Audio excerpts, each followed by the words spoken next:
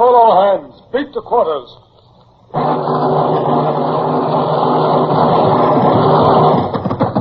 Now out the guns. Stand by the starboard battery. One broadside into it, if you please, Captain Bush. Pointers on target. Linstops ready. Aye, sir. Ready. Fire!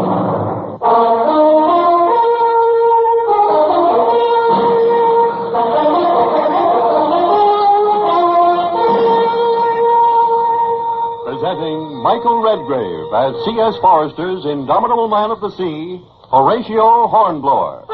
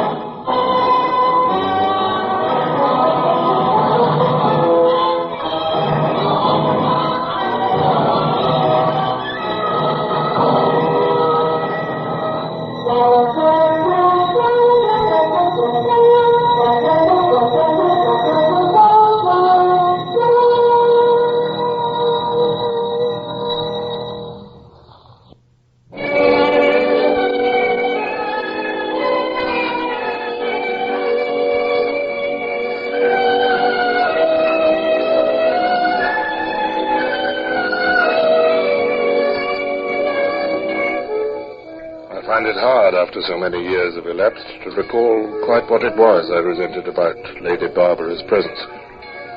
But I suspect that I dreaded the humanizing effect she was having upon me.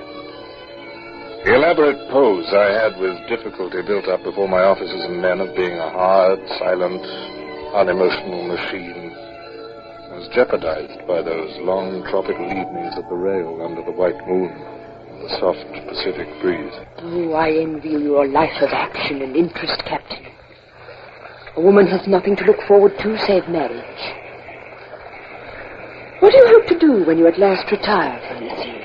Oh, my wants are very small, ma'am. A few acres, a cottage, a few shelves of books. If I can scrape together a couple of £1,000 in prize money before I retire, I shall be well content. You have no children? None. No. Oh, I'm sorry. Oh, no, please. Please don't apologize. I should like to tell you, ma'am, my son and daughter died in their mother's arms in a South Sea lodging house. Yes, the smallpox was rife that year. Oh. But you will not remain childless, Captain. I felt mean and disloyal because the vision of my wife, Maria, rose before my eyes. Maria, short and tubby with a tendency to spots. Maria in her flannel night shift and curl papers. Maria arguing with the lodging-house keeper. Although the death of our children had drawn us closer for a time, the sea is a hard taskmaster, and perhaps the enforced separations were for the best. For we seem to have little in common these days. I fear I have been impertinent. Oh, no, not at all, ma'am. No, it's a relief to speak of such things to somebody who understands. But it's late, ma'am. The night air's cool. I fear you may take a chill.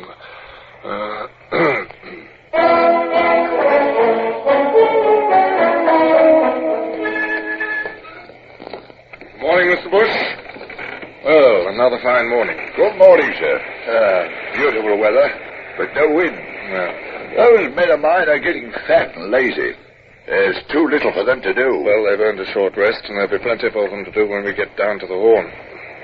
Already I've noticed the Southern Cross showing higher in the sky each night. Good morning, Lady Barbara. Good morning, Captain. Well, I trust you've slept well. Like a child, thank you. Good. What are those men watching on the lee side there? Oh, look. Did you see that? It's a fish of some kind. Yeah. There, that sort of blue-gray shadow. It's a shark, ma'am. They abound in these latitudes, and when there's no breeze, they follow a ship for the titbits from the galley. Look, there's another. Oh, horrible creatures. Did you never try a shark steak, your ladyship? Makes a pleasant change from salt pork and wee bit of biscuit. I prefer to take your word for it, Mr. Look, Bush. Mr. Bush, it occurs to me that if your hands are idle, we might give them something to do and show her ladyship some sport at the same time. Pass the word for midshipman Savage, will you, and send the boatswain aft. Oh, what are you going to do, Captain? Catch a shark, ma'am. It'll amuse the hands, give them an addition to their diet, and provide a new experience for you. You want me, sir? Yes, Mr. Savage. Would you care to cast a hook and see if you can bring a shark aboard? Oh, rather, sir. Thank you, sir. I'll rig a line right away. Now then, boatswain, rig a tackle forward. If Mr. Savage hooks one, we'll pass the line to you and your men, and you can haul it aboard. Aye, sir. Thank you, sir. You will not bring it aboard here, I hope. I've met every kind of human shark at port and other places, but then I'm more used to dealing with that sort of shark. No, ma'am, no. The men will take it forward. Here's Savage with the line. Oh, what a dreadful-looking hook. And what's the length of chain for? Well, a shark's very powerful, your ladyship. You have to have a hook at least a foot long or it wouldn't hold. And we use several feet of chain before we bend the line on. If it was lined right to the hook, he'd just bite through it. A lump of pork, sir, for bait. Shall I lash it on, sir? Yes, with wire, not cord. Good. May I cast now, sir? Carry on, Mr. Savage. Look at the men, Lady Barbara. They're lining the rail as though it were a regatta. This is better than a holiday for them.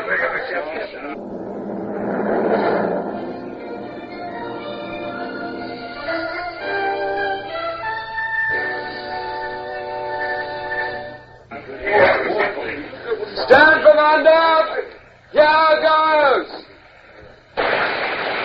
Oh, there's one. Look, it's turning. Yes, he scented the food. He's after it. There's another. The first one will get it.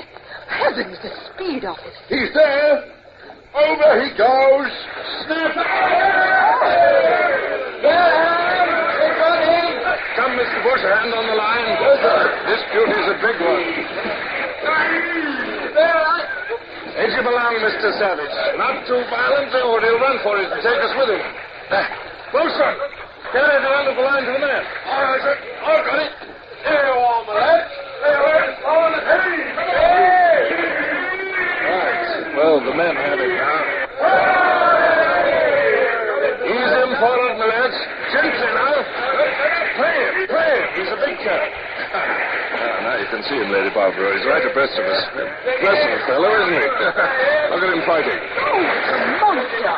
He'll escape, Captain. Look at the way he darts sideways and twists. He must escape. Not he. Lead your line to the tackle there. Stand by to heave him aboard. But he's dead. He's floating on the surface. He ain't dead, begging ladyship's pardon. Cunning, Sharks is. He's only playing dead. He'll show plenty of life in a minute. Yes, you'll be amazed at the way a shark hangs on to life, ma'am. I've seen one still alive after hanging from a deck tackle for, 12 hours. Aye, sir. One ship I was on, we took the inside right out of one and threw the carcass back in the sea. And swope me if it didn't flop on top of the water until its mates got it. Oh! Get forward, boatswain, and listen. I'll have none of your butcher's tricks with that creature. It'll be dispatched quickly. Aye, sir. Look, I'm not a sentimental fool, Captain, as you know, but I do dislike wanton cruelty. Yes, ma'am. Oh, why are seamen so savage with sharks? Well, a shark's a seaman's natural enemy, you see, ma'am. They're terrible monsters. Most seamen have seen or heard of what sharks will do to a man, and I suppose they've got a kind of muddled idea of, revenge in their heads. But I'll have none of it on my ship. Ready at the tackle, sir. Now, heave away. He's alive enough now. Here he comes up out of the water now. Oh, he is a big brute. Look at those jaws. Hear them snap. Oh, I've never seen a shark so closely before. What a ghastly-looking monster. Yes, look at his tail. One flip of that tail, ma'am, would stove a man's ribs in. Up with him and inboard, lads. So, rise him up. Stand clear, you fools, or I'll have some of you yet. Stand clear. 15-footer at least, sir.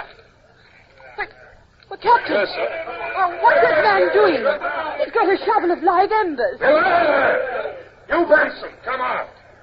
Look, I'll flog the first man who touches that shark without orders. Now then, Benson, who gave permission for you to leave your galley? And what are the embers for, Beg your pardon, sir, but we always give sharks a feed aboard ashes. You know, the ships I've been in, sir. Cook's privilege, sir. He didn't know, sir. I didn't have time to pass on your orders. This is one ship, Benson, where the cook has no privileges. Throw the embers overboard and get back to your galley. Aye, aye, sir. Mr. Bush, be good enough to send a midshipman forward to supervise those men. Aye, aye, sir. Ah, there's Webster. Mr. Webster, see that shark is killed instantly and properly. Perhaps, Lady Barbara, it would be better if you went below. Stand back there! Wilson, Bates, hurry! Fetch him Carpenter's mold! Oh, wait. I believe the thing's dead already. Now, don't go near him, Webster. He may be shamming. For heaven's sake, get away, sir! Look out! Mr. Webster! Oh, it's overboard! Man overboard! Hail the mainsail! Lower away the cutter! Lie there! Now stand by with your boat hooks. Webster, look out! Behind you!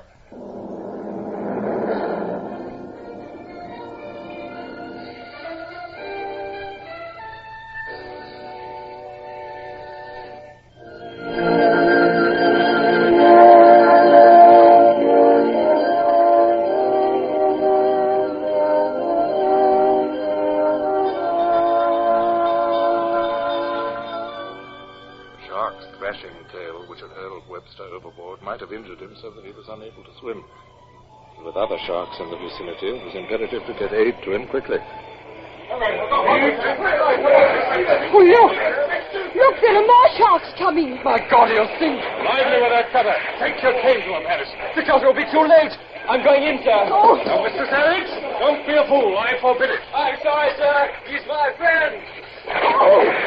But they'll both be torn to pieces. No, not if Savage can splash about enough that he'll hold them up till the cutter comes. Sharks are cowards. It's Winston. They've got him. No, Savage is there. Got us away, sir. Good. Pull! Blast your pull! Savage is holding him up. He's unconscious. My word, look at those ugly brutes. Sergeant, get your Marines to fire their muskets into the sea around those men. But for heaven's sake, use only your best marksman. Fire up! If he can hold on for another minute, the cutter will be there. That's better. They're shearing off. Oh, lovely shot. They've hit one. And there's the cutter. They're safe.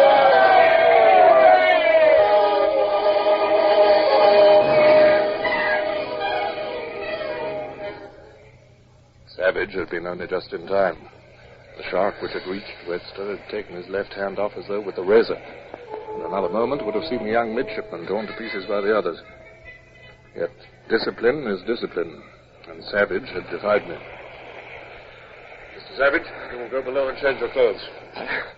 Aye, sir. Afterwards, I'll have something to say to you about orders. Did you hear me forbid you to dive?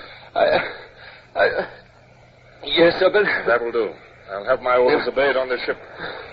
You may go below. Aye, sir. Captain, I know how important discipline is, but that boy was magnificent. I do hope you will not be too severe. I think, ma'am, you should go below also. Our shark is to be killed, and in view of what has happened, I shall also retire. There is a time to restrain men and a time to leave them alone. After that episode, there was no more shark fishing, and shipboard routine settled down into its normal monotony. Day after day, we ran south until the sun began to be hidden in grey clouds. Gales sprang up, and we ran before them down to wicked Cape Horn. But the west to east passage of the Horn gave us no trouble, and it seemed no time at all before we were round into the Atlantic and shaping our course for St. Helena, while the northern spring came down in the track of the sun to meet us.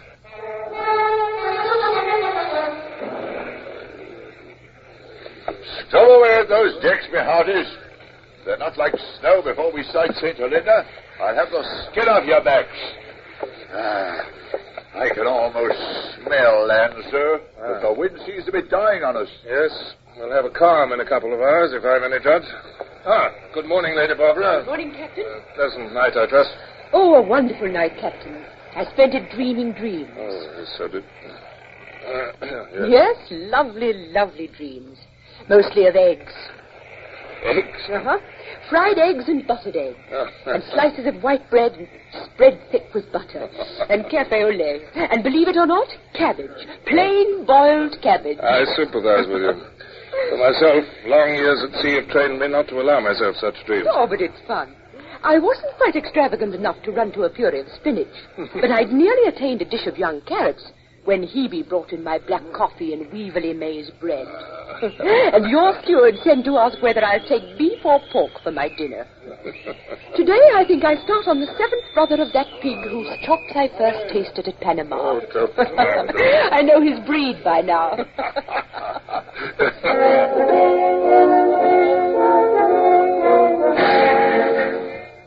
Lady Barbara's healthy craving for food had the effect of banishing my tormenting passion, at least for that day. And so it was all the more of a shock to me when, in the half-light of the evening, a crisis leapt upon us. I had come into the main cabin at the time when I thought her on deck, and as I apologized for my intrusion, we stood cramped between the table and the locker, and my hand accidentally brushed her bare arm. Captain. Oh, I beg your pardon. Oh, my dear. My sweet. Hold me. Tighter. Oh, my own dear love. Barbara, my dear. I've dreamed of this. I, too. Kiss me again. Again. Never let me go.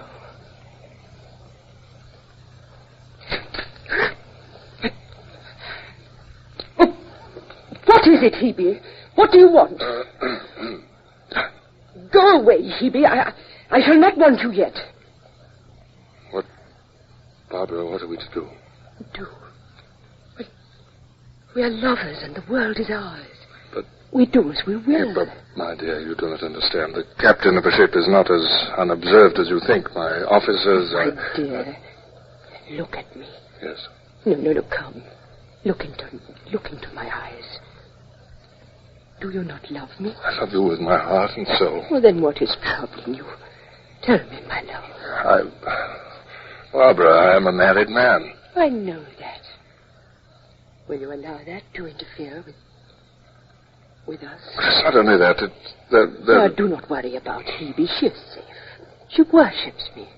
Nor would she dare to be indiscreet. Barbara, my darling, I cannot. Oh. Please have the kindness, Captain, to open that door for me. Oh, my God.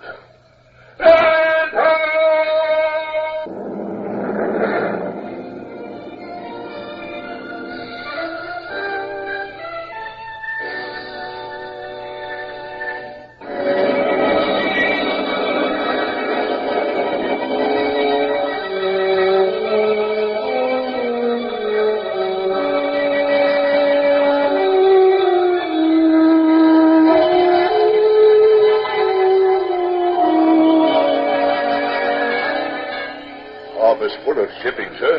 Yes. Men of war and Indiamen. Must be the rendezvous for the homeward-bound convoy, sir. Pass the word to Mr. Marsh. There will be salutes to be fired.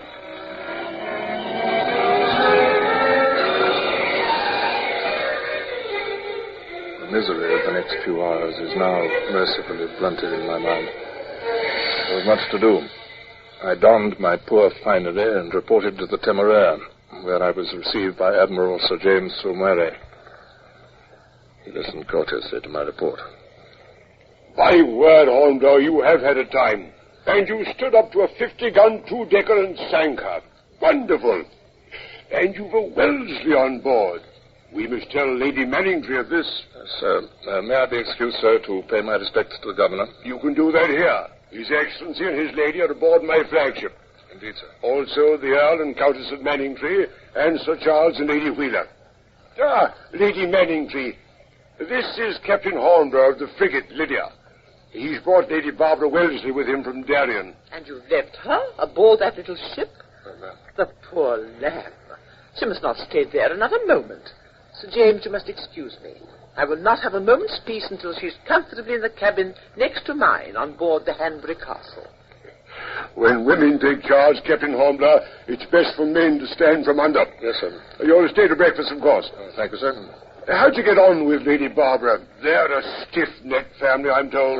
I find her ladyship most gracious, sir. She'd better finish the journey to England in the Hanbury Castle, and you'll accompany the convoy. Yes, sir. She'll have more comforts there. I expect you've all been on pretty short commons. Pretty short, sir. Her ladyship's great passion at the moment seems to be food, sir, and, in particular, eggs.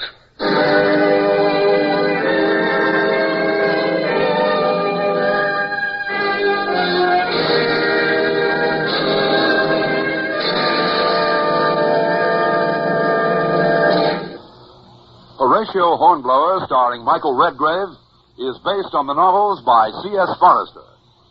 Music composed and conducted by Sidney Torch.